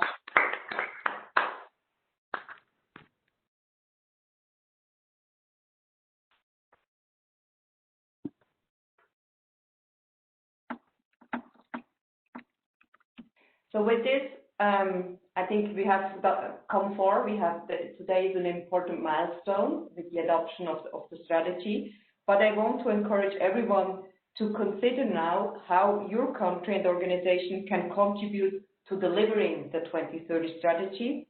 And I would also like to invite you to come back to us at the beginning of next year for sharing your ideas. The continued engagement of all partners is really key to our success, and this is explicitly referenced in the strategy as partner, the driving force. I think it's really us all together who can move the strategy forward in order to achieve the goals that we have set ourselves.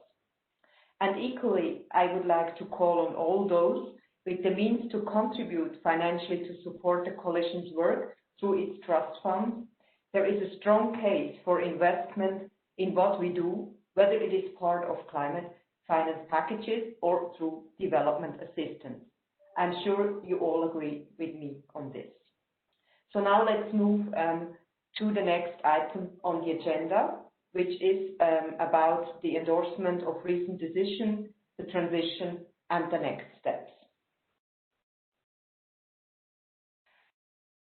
The idea is to keep this agenda item very brief, although I do note that it touches on some important next steps for making the strategy fully operational.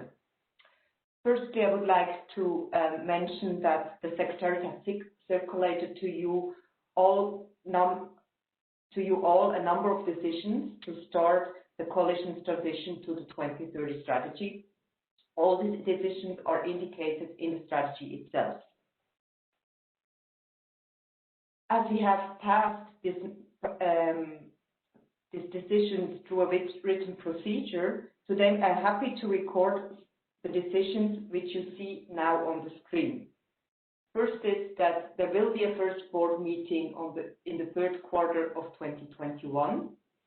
Then it has also been decided that the existing steering committee term is transferred to the board membership with the same date for their end of their terms. Then it is also decided that the first climate and clean air ministerial will be taken place at the margins of the COP26, and that we shall hold a first annual meeting in 2022. Then another decision is that the number of the SAP members will be increased by 5, and that the call for nomination will be done in 2021. And also it has been decided that the hub start organizing in 2021, while the modality of current initiatives will be discontinued from the 31st of December 2021.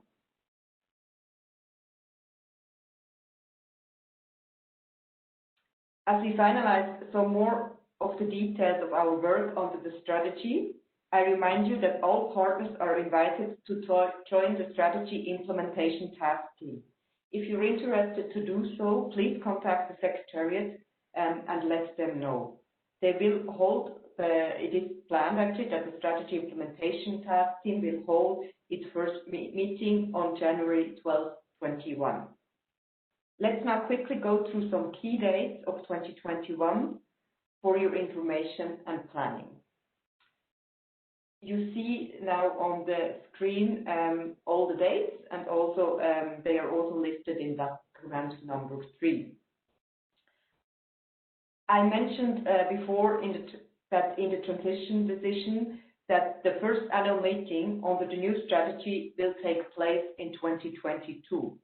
However, the steering committee has planned, with fingers crossed, to hold an in-person working group meeting in 2021, aiming for May. You also see that we are aiming at the next ministerial high-level meeting during the first climate and clean air ministerial. Sorry, actually, the next, we will change the name. So the next ministerial high-level meeting will be the first climate and clean air ministerial. And it is planned to take place on November 9th, 2021, on the margin of the COP26 in Glasgow, Scotland. This is the second Tuesday of the climate talks, and it's the same day that we traditionally hold the ministerial meeting. At this meeting, we will be finalizing some further details to implement fully the 2030 strategy, as well as dedicating time for pledges to replenish the trust fund for the next phase of the coalition's work. And lastly, in creating a new board and considering the existing steering committee terms, that will be ending, plus increasing the number of the scientific advisory panel by 5, we encourage all partners to consider making nominations. You see these now on the screen, and we would like to invite you to make nominations for the following positions. First of all, for the steering committee, we call for nominations for 2 NGO partners to start in February 2021. Currently, these positions are held by UAPA and WRI, and it is planned to hold elections in late January. Then we also call for nomination for 1 state REIO partner to start in April 2021. Currently, this position is held by the Philippines. And then there is also 1 other opening for an IGO partner to start in May 2021. This position currently is held by ICIMOD.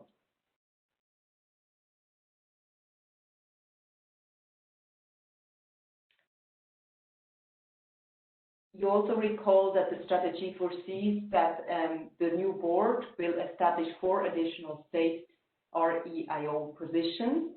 A call for this nomination will be made ahead of the May 2021 working group meeting, but it's good to already name it here, and I also invite you to think about whether you would like to become part of the board, and to also, if you are interested, to also address yourself to the secretary. And then there is also a call for nomination for the new sub-members that will take place in early 2021. Lastly, I also would like to mention that our term at Switzerland as a co-chair is coming to an end, and I would like to encourage interested state partners to approach the Secretariat if they are interested in taking over. And also, please approach the Secretariat if you have any questions, if you want to make a nomination, or if you need more information and details about these different positions. So now let's turn to the next agenda item, and with this I would like to pass over to my co-chair, Peter Dury. Peter, over to you, please. Thank you very much, Jenny, and thank you everyone. I want to first use the opportunity to thank all the partners for the goodwill messages and for endorsing the 2030 strategy. As you said, this is a great milestone in the history of the coalition. We will now turn to agenda item number 4, and this has to do with the role of mitigating short-lived climate pollutants in the context of COVID-19 recovery. As it has been said this morning by earlier speakers, and also, if you remember, during the second day of the November working group meeting, we had an excellent discussion on this, and we also had very interesting presentations from countries and organizations on the subject. Since measures to reduce short-lived climate pollutants have multiple benefits, it is clear that they should be included in economic recovery packages for climate, for health, for environment, as well as for more efficient and improved economic outputs. This can also be structured to support existing jobs and also lead to the creation of new ones. Listening also this morning, I think we all agree that it has become most critical that if we don't take action on these pollutants, the overall global climate goal will not be achieved. Nothing else can temper the temperature increase needed to meet the Paris Agreement. As we have seen in the last week with the release of the emissions gap report, and I think that Dawood, president of RGSD, mentioned that this afternoon, having a green recovery from COVID-19 is critical and can reduce emissions by at least a further 25% by 2030. The UN Secretary General has come out very strongly on this point, calling on all nations to embrace a green recovery. Action to reduce short-lived climate pollutants are very well suited to green and inclusive recovery plans. Some of our partners have already acted, and we have already started thinking about this as a coalition. A group of partners are starting to consider how best the coalition can address this with the 2030 strategy, now a new mechanism for flagships. A group of partners are getting together to develop a flagship proposal on incorporating short-lived climate pollutants into COVID recovery plans. This topic may also be something we can prioritize and merge with the $1 million recently approved for 2021 under the Coalition's Action Program to address the 1.5-degree challenge. I now use the opportunity to call on some of the partners to make a few statements. First, I will start with Kathy Rose from World Resources Institute, to be followed by Fanta Kamankati from the Justice Foundation, and then we would have also Asmau Jibril from Nigeria. So first, I start with the World Resources Institute. Thank you very much, Peter, and it's my pleasure to introduce a proposal for a CCAC flagship to assist countries in a greener recovery, and specifically including SLCP measures as part of the economic recovery packages that countries are putting in place. This is further to a discussion that we had at the last working group meeting and a subsequent discussion in the steering committee. And you'll recall that flagships have been newly developed under the 2030 CCAC strategy, and these are designed to be programs of work that respond to time-limited opportunities. Before I go into the details of this slide here, just some context to better situate this work. There really has been unprecedented government financial interventions in response to COVID. As of November 2020, around $13 trillion had been spent or committed for recovery packages. Most of this funding is being directed toward healthcare support to individuals, but around 30% of this money will be directed towards sectors that are impacted by the environment.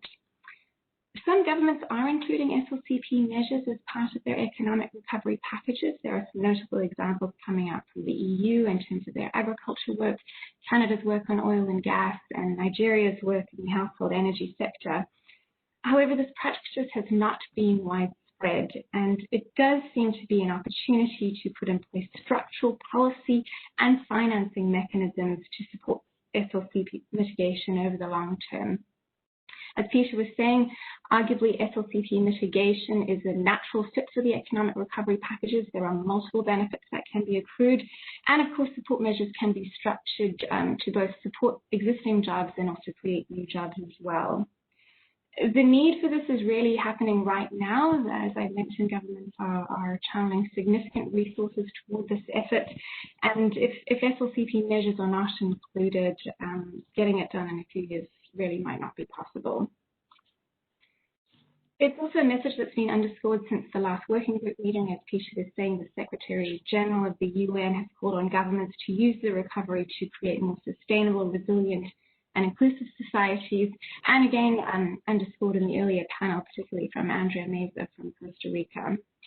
So just going through some of the details that are in this slide here, the work envisioned is still under development, but some of the ideas include mobilizing technical and expert assistance for countries in need of support, tailored to national circumstances. That's very important. All recovery packages are very unique. To share best practices and emerging lessons from countries that have incorporated SLCP measures in national economic recovery packages, to develop evidence and engage countries on the importance and benefits of addressing SLCPs as part of the recovery. This could include, for example, commissioning necessary supporting economic analysis on jobs and other economic impacts. Generally, there's limited information on this to date, and also proposed costed policy options. And then, of course, all of this under the frame of framing the work in a post-COVID context, ensuring that economic and jobs benefits associated with SLCP mitigation are highlighted where possible. So that's just a brief summary of where thinking is at right now. It's still in the process of being defined. Would very much welcome to hear views from partners and countries about the appetite for this type of a flagship, and also what specific needs there are from both the research and planning perspective. I'll leave it there for now and back to you, Peter. Thank you very much, Kathy. Before I give the floor to Fanta, I will want to call on Mr. Asmau Jibril from Nigeria.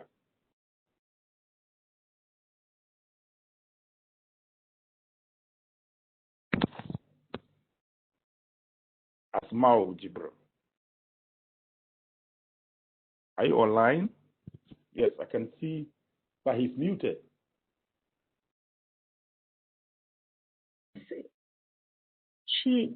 She is there. I have just unmuted her to try to see if she can connect.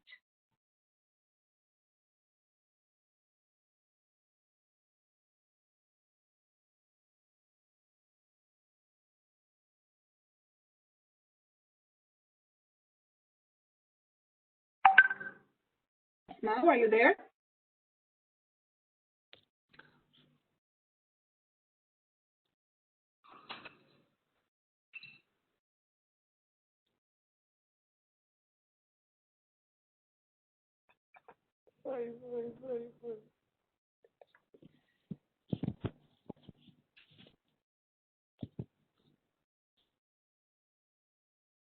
Miss Asmau, are you there? Or else, because of time, I will want us to go back to Fanta, and then we can come back to Asmau. Please, Fanta Kamakati, the floor is yours. Thank you so much, and greetings from California. I'm Fanta Kamakate, and I lead the Climate and Energy Program at the Pisces Foundation. The Pisces Foundation is a philanthropic organization based in San Francisco, California, with a climate and energy program entirely focused on short-lived climate pollutants. And since our foundation's inception 6 years ago, we've had the opportunity to partner with the coalition formally and informally on a number of occasions.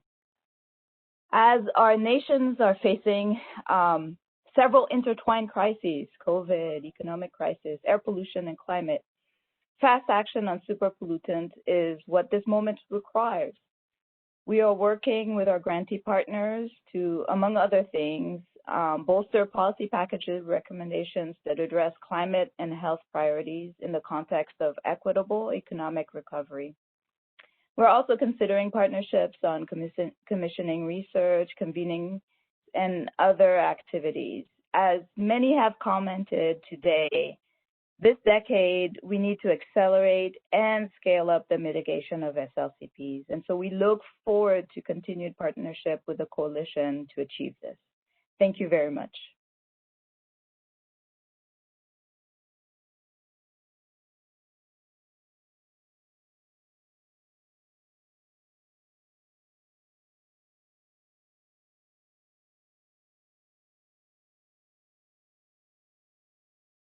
Peter, back to you. Yes. Thank you very much, Fanta, for those words, encouraging words, and for all the support that your foundation has been giving to the coalition. I will now call on Asmau Jibril from Nigeria. Thank you, Co-Chair Peter, for giving me the floor. Mitigating short-lived climate pollutants in the context of the COVID recovery is certainly something Nigeria is interested in. And we are taking action like this already. I wanted to share some of this with you quickly today. Most notably, Nigeria is building a sustainable energy future as part of a $6 billion economic recovery stimulus package. Of this, we have allocated just under $300 million to 1, promote domestic use of compressed natural gas, and 2, to convert 30 million homes to using LPG in place of dirty fuel. The conversion to LPG will support the creation of 1 million jobs and will also reduce black carbon emissions from the burning of fossil fuels. And lastly, $63 million has been committed to providing solar power to 5 million households that are not currently connected to the national grid. This is expected to create around 250,000 jobs. We would be very happy to work with partners and share experiences on COVID recovery work going forward. And I believe this would be a worthwhile flagship program for the coalition. Thank you. Back to you, Peter. Thank you very much, Ms. Asmao Jibril from Nigeria. I would want to open the floor for a few others, but I will start by calling on Romania to make a few comments. Thank you, Peter. It's a pleasure to be here today. Thank you for the Secretary for organizing this meeting, and as well for the partners that came out with specific pledges that are key for the trust fund of the coalition. And you know, we all agree that this is very important, and we all agree that working together towards delivering substantial reductions of short-lived pollutants at the scale is essential for economics, for climate, for social. So one key issue that the strategic plan brings about is the opportunity of this flagship. And so everybody knows that how important finance is for implementation. I mean, without funds, implementation at scale is not viable.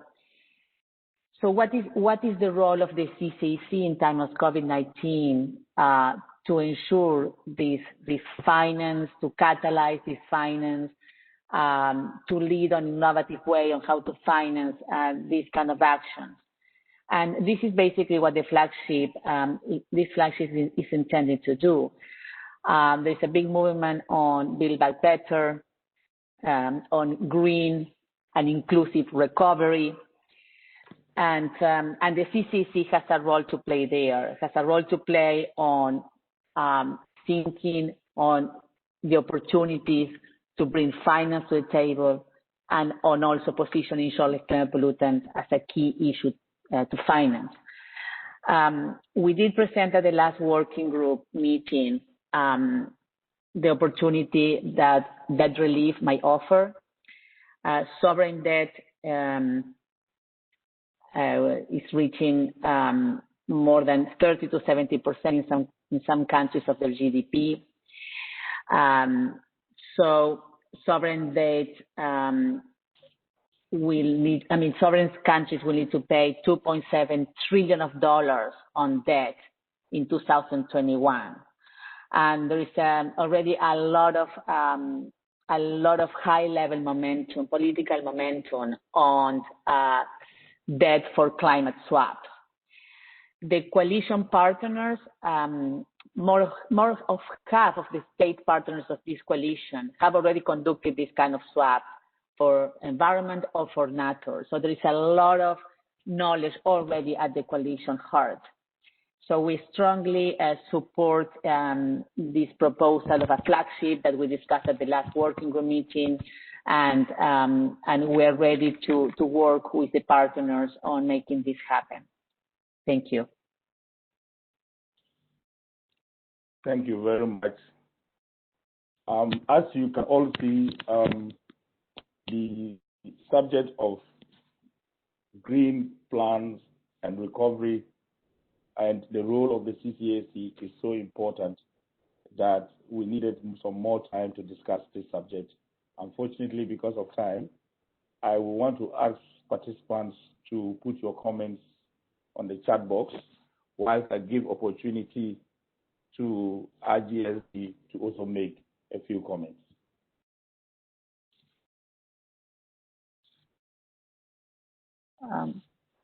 Yeah, we should make our comments, Peter.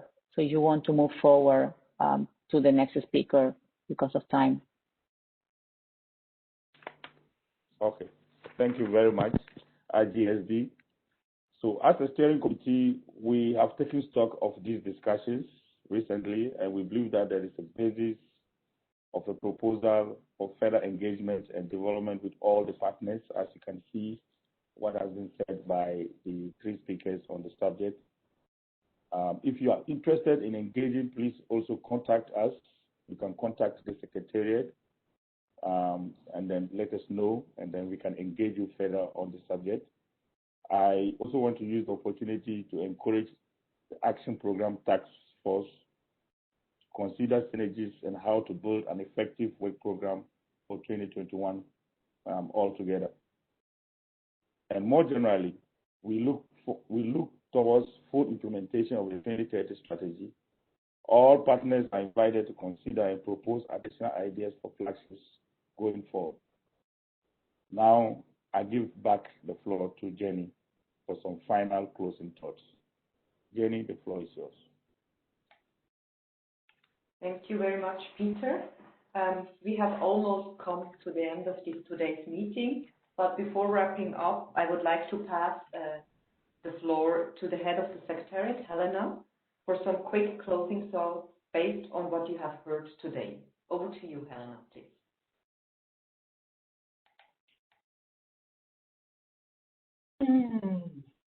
Thank you to all of you. I think everything has been said so far, and I do not have enough to add, except that we are extremely excited to hear the enthusiasm that this new strategy base of CCC is generating. We have had a global pandemic and its many lockdowns. It did clear the air, and many places experienced blue skies for the first time in decades, because in India and other places. Global emissions fell by 7%, according to UNEP's emission gap report, as you probably saw earlier or last week when it was launched. But this drop is expected to be temporary, with emissions returning or exceeding pre-pandemic or even worse when economies are fully opening up again. And I think this is the context of our work right now. This is the moment that we are seeing right now. It's going to change over years, but we need to be relevant now. That's my opinion, at least. And new studies suggest that air pollution and bigger matter may help spread virus. The sudden need for vaccine distribution further underlines the growing global need for efficient cooling. So these are just two additional areas in the recovery that add up to the multiple benefits from reducing black carbon and soot, and of course also methane and HFCs. So with no further ado, let me just thank you, our co-chairs, and all the members of the strategy task team who worked very diligently to get us this very solid 2030 strategy and the 2.0 version of the Climate and Clean Air Coalition. I also want to make a special thanks to all the non-state partners and our scientific advisory panel. Many of you didn't get the chance to talk today. Some of you did comments in the chat, very helpful. But without your support, expertise, and commitments, we couldn't do the work that we are actually being able to deliver on. So it's very critical that you remain extremely active in this coalition. And our new strategy will help us deliver in a more efficient and focused manner. At least this is our expectation.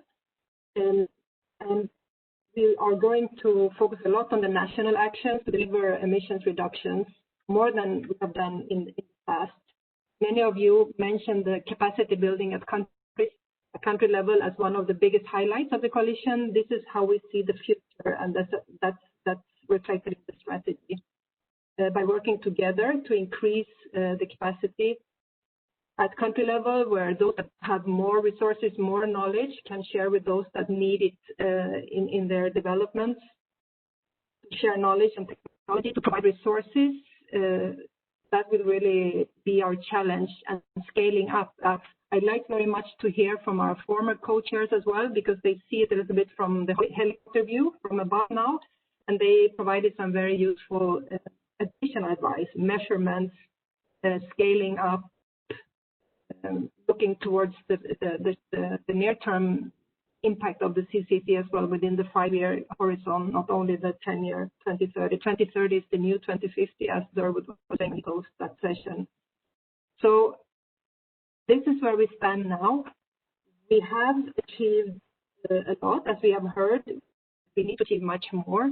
We did set short-lived climate pollutants and mitigation of the sources on the global map.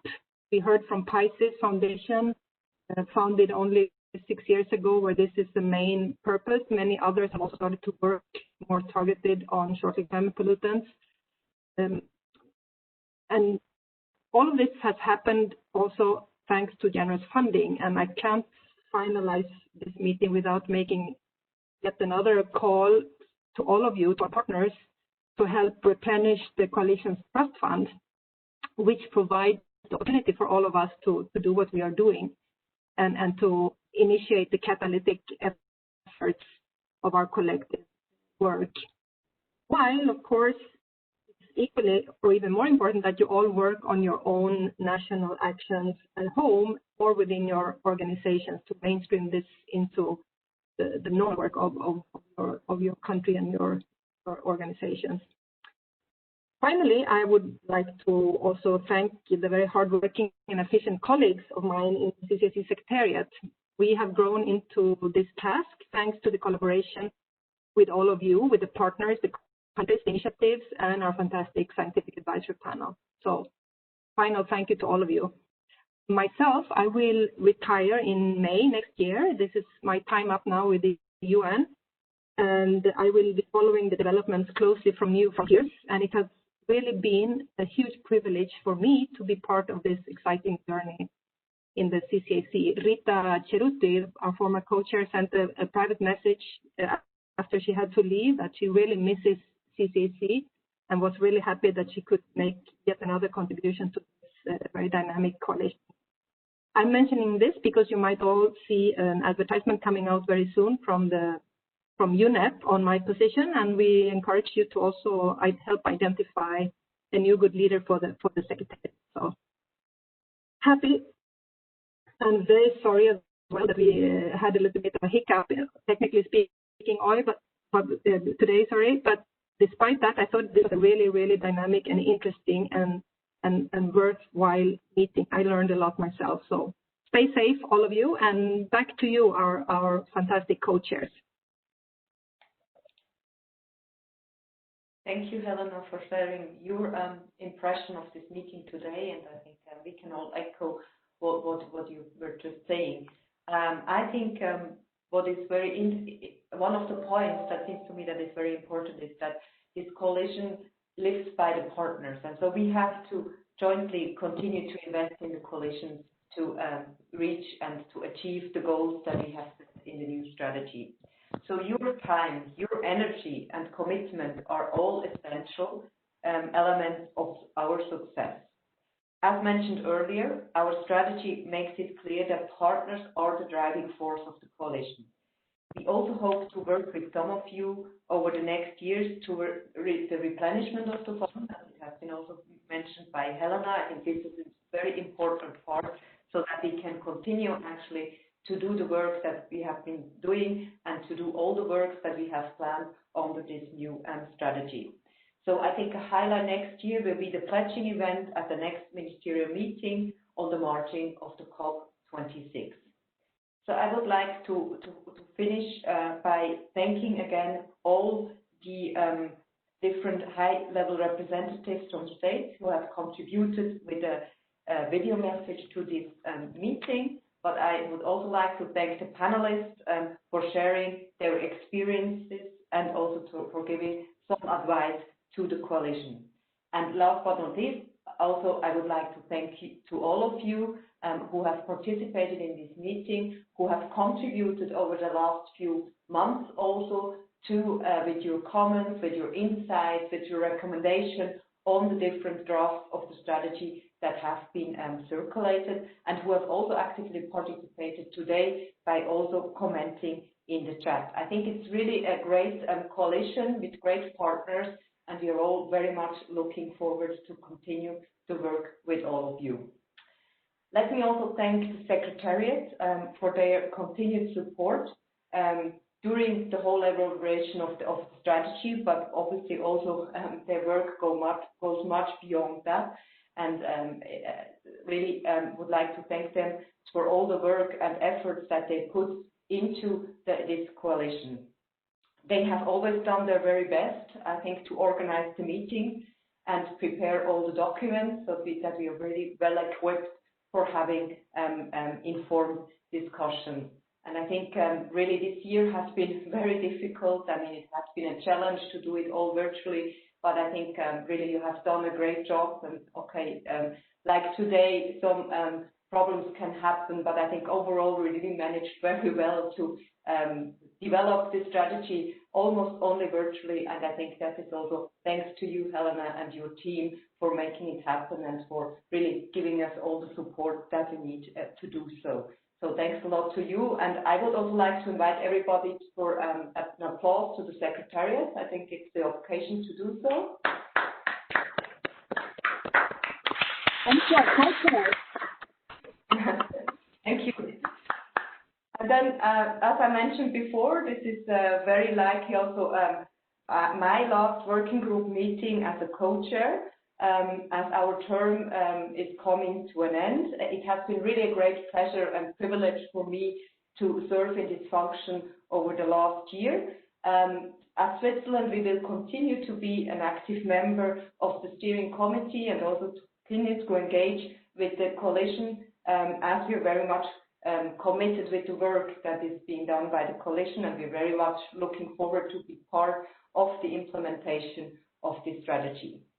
So last but not least, I also would like to thank Peter for co-chairing the meetings together with me. It has always been a pleasure, Peter, to work with you and to be as a chair together in this. And I would like to thank you very much. And as it has been mentioned at the very beginning of this meeting between Switzerland and Ghana, we have also some activities beyond the coalition which do contribute directly also to the aims of the CCAC, and I look very much forward to continue our relationship also beyond the CCAC. But now, Peter, over to you for some last words from your side. So thank you very much and goodbye to all of you, and I wish you all a happy holidays and stay safe for 2021. And hopefully we will meet in person during the next year. Goodbye and thanks a lot. Thank you very much, Jenny. I also want to add my voice by thanking all the partners for all the contributions that have been made during this meeting and also in previous meetings. I thank the tax team members, I thank the Secretariat, I thank the staff, and all who have worked very hard over the period to get us to this very magnificent milestone. I believe that we have both made it, and we should be proud of this coalition. I also want to use the opportunity to re-echo the call to replenish the coalition's trust fund, and I want to use the opportunity to thank Japan for making those pledges earlier today. Finally, Jenny, I want to thank you very, very, very, very much for the great work that you have done. I have learned a lot working with you in these last couple of months, and we wish you very well in your future endeavors, and we continue to count on you and hope that you will respond to us anytime we call on you for any support. I believe that you have done very great work, and I will call on everyone to also give you a round of applause. So please let's applaud Jenny also.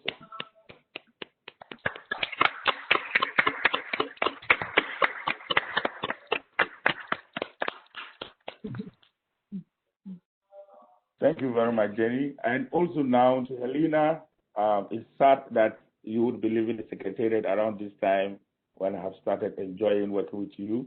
But I know you have put up all your best, and you are still going to make yourself available to support the coalition in other ways, apart from doing that from the Secretariat.